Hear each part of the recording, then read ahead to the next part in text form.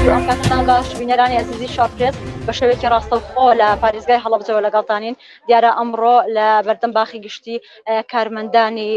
شارەوانی بەڕێوەبەرایەتیەکانی نێو پارێزگای هەڵەبجە وەک کارمەندانی شارەوانی ئەو کارمەندانی بانک تەندروستی ئاو لێرە گربوونەتەوە کارمەندانی گرێبەستن هاتوون لێرەدا ئەمانش هاوشێوەی مامۆستانی وانەبێش گربوونەوە خۆپیشاندان دەکەن داوای شایستە دارایەکان دەکەن وەک لە دیمەنەکەندا دیارەکە مامۆستانی وانەبێش واروە لەنێو گربوونەوە لەنێو خۆپیشاندانەکاندا مامۆستانی وانەبێژیشی تێدایە کارمەندانی گرێبەستی شارەوانی تەندروستی ئاو لێرەدا هەیە وەک لە دیمەنەکاندا دیارە هەندێک لە مامۆستان وەردەگرین. ئەسڵاو لێبێت ئەم کاتت باش ئێوە بۆچی هاتوون بۆ ئێرە پەیامتان چ؟ وەڵای ئێمە هاتوونەوە ئێمە وەکو شارەوانیەوە تقریبا 260 مۆزەفی ئێستا شارەوانی ئەمە 130 نەفەرین ئەم 130 نەفەرە کاتیە لە شارەوانیە ئێستا ئێمە گەراتوینە دەدەرەوە لە شارەوانی ئەوەتە ئیشی شارەوانی ئەوەسێ ئێمە هاتووی مزارە بکەین بۆ ئەوەی ئەوە یامانایە 18 ساڵە کاتیە لە شارەوانیە یەکێکی وەکو خۆمەوە 12 ساڵە کاتیم لە شارەوانی بۆ هاتین حکومەت ئەوڕێکمان لێباتوو ئێمەش هیچمان کەم نییە وەکو مامۆسای وانەبێژ وەکو مامۆسای کاتی کە ئەوان هەموویان کراون بە ڕەسمی. داواکاریتان ئاڕاستەیلانی پەیوەندیدار کردووە؟ وەڵاهی داواکاری کەس گوێمان لێ ناگرێت نازانین بڕۆین بۆ لای کێ ئەوەی ڕاستی بێت. ئەگەر وەڵامتانە درێتەوە هەڵوێستان چێ بێت؟ وەڵاهی بایکۆ دەکەین ئەوە تا هاتووینە دەرەوەی تر بایکۆ دەکەین و ناچینەوە بۆ دەوام. ڕستان وەک کارمەندێک ئەگەر بایکۆتی ئەو لە ئێستا ڕابگیرێت کاریگەری لەسەر داوامکردنتان؟ ئێمە وەک فەرمانبەرانی گرێبەست لە سنووری پارێزگای هەڵەبجە لە تەواوی دام و دەستگاکانی حکوومەتی هەرێمی کوردستان ئەمڕۆ هاتووینە سەر شەقام داوای مافی خۆمان بکەین. ئێمە کاتێک حکوومەتی هەرێم قەیرانی دارایی هەبوو کاتێککە حکوومەتی عێراق پارەی نەئەنارد کە ئەو کاتێککە نەوت بە 7 دۆلار بوو فەرمانبەرانی گرێبەست کە موچەکانیان کرابوو بە لە 150 کە بە 2 مانگ جارێ موچەمان پێدرا و بڕی موچەکەی ئێمە 200,000 بوو شانبەشانی فەرمانبەرانی هەمیشەیی کە حکوومەتی هەرێم لەو کاتە کەمی فەرمانبەری هەمیشەیی هەبوو کەمی میلاکی هەبوو بەڵام ئێمە شانبەشانی فەرمانبەرانی هەمیشەیی دایرەکانمان چۆڵ نەکرد ئەو کەلێنەی کە حکوومەتی هەرێم لە دایرەکانە هەبوو بۆمان پڕ کردەوە ئەو کاتە قەیرانی دارایی بوو بەڵام خۆ ئێستا نەوت چووە بۆ سەر 80 دلار ئێمەش بە مافی خۆمان نەزانین کە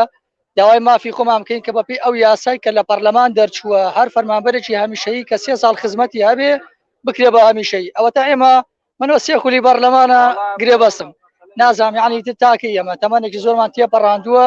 بەڕاستی خزمەتێکی زۆرمان کردووە حکوومەتی هەرێمیش بە حەقە یعنی ئەوڕێک لە مافی ئێمەش بداتەوە چونکە فەرمانبەرمانەیە 10 ساڵ خزمەتی کردووە ئێستا لە ژیانان نەماوەش حسابێکی بۆ ناگرێت یعنی هیچ امتیازێکی بۆ ماڵە مناڵەکەی خۆی جیا نەهێشتووە لێرەوە ئەگەر حکوومەت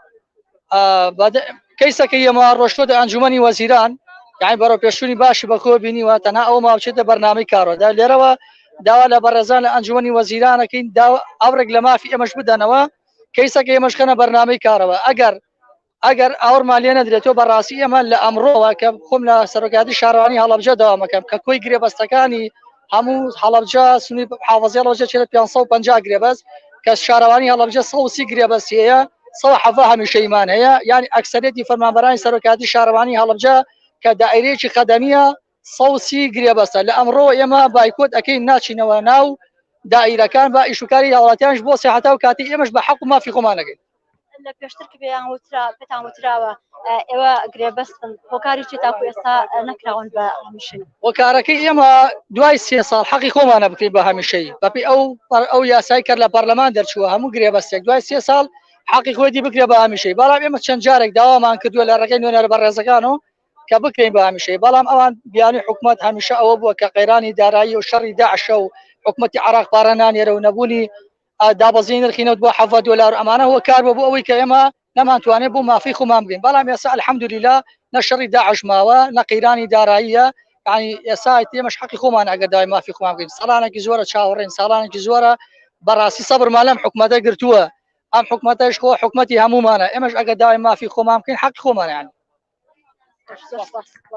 وەڵێ بەڕێزان وەک لە دیمەنەکاندا دیارە ژمارەیەک لە کارمەندانی بەڕێوەبەرایەتیە گشتیەکانی نێو پارێزگای هەڵەبجە لێرە ئامادەن وەک لە دیمەنەکاندا دیارە کە ژمارەیەک لە مامۆستایانی وانەبێژ لە کارمەندیانی شارەوانی لە بانک هەروە لە کارمەندانی تەندروستی لێرە ئامادەن وەک خۆیان باسی دەکەن کە هاتوون بۆ ئێرە گربوون و ناڕازایەتی خۆیاندا دەبڕن سەبارەت بە پێنەدانی شایستە داراییەکان لە بەرامبەر بە دامەزراندنیان بە هەمیشەیی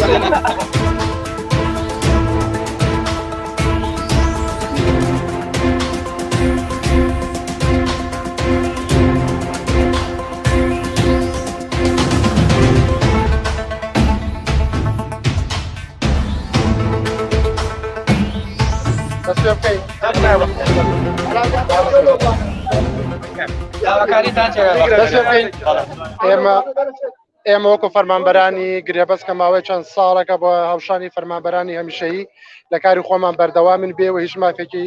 مافێکی یاساییمان پێ بدرێت و ئێمە داوامان کردووە کە دوای 3 ساڵ لە بگرێبەستبوونمان بکرێن بە هەمیشەیی و بەڵێنی حکوومەت ئێرەم خۆی بۆکەی پێداوین بەڵام دوجار بۆ هۆی شەڕی داعش و بۆ هاتنی ڤایرۆسی کۆرۆنا و بۆی خراپی دۆخی ئابووری ئێمە لە حکوومەت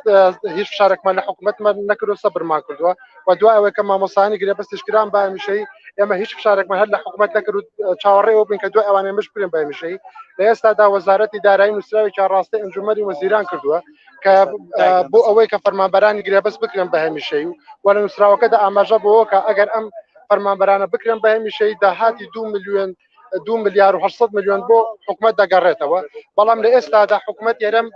بەتایبەتیش سەرۆکی حکوومەت ئامادە نییە کە ئەمە بخاتە ناو کارنامەی دانیشتنەوە بۆیە ئێمە بڕیارمان داوە چیتر ئامادە نین بڕۆینەوە ناو فەرمانگەکانمان داوامی خۆمان بکەین لەم دەقەوە بایکۆت ڕادەکەنی بە ناوی سەرجەم فەرمانبەرانی گرێبەستی هەڵەبجەوە حتا ئەو کاتەی ئەکرێن بە هەمیشەیی بە هیچ بەڵێنێکی کە ڕازی نابین جگە لە بە هەمیشەیی بوونمان ئێمە ئیتر هیچ سەبر و تەحمولێکمان نەماوە چاوەڕێ ئەوەیەکەن حکوومەتی هەرێم بڕیارێکی دڵنیاکەرەوەیمان بۆ بدات مانگێکە 2 مانگە ساڵێکی کە 2 ساڵێکی پێچ ئێمە ناڕۆینە ناو فەرمانگەکان هەتا نەکرێن بە هەمیشەیی ژمارەی فەرمانبەرانتان چەنەوە زۆرترین ژمارەی فەرمانبەری گرێبەست لەکوێ هەیە ئەگەر بێت و نەڕۆنەوە سەردەوام چ گرفتێک لەیەکەوێتەوە ئێمە زۆرترین فەرمانبەری گرێبەست لە شارەوانی و داری ئەو کەسەر بۆ وەزارەتی شارەوانیە نزیکی 350 فەرمانبەرە و ئەم 350 فەرمانبەرە ئەگەر بێت و بایکۆت بکات ئایا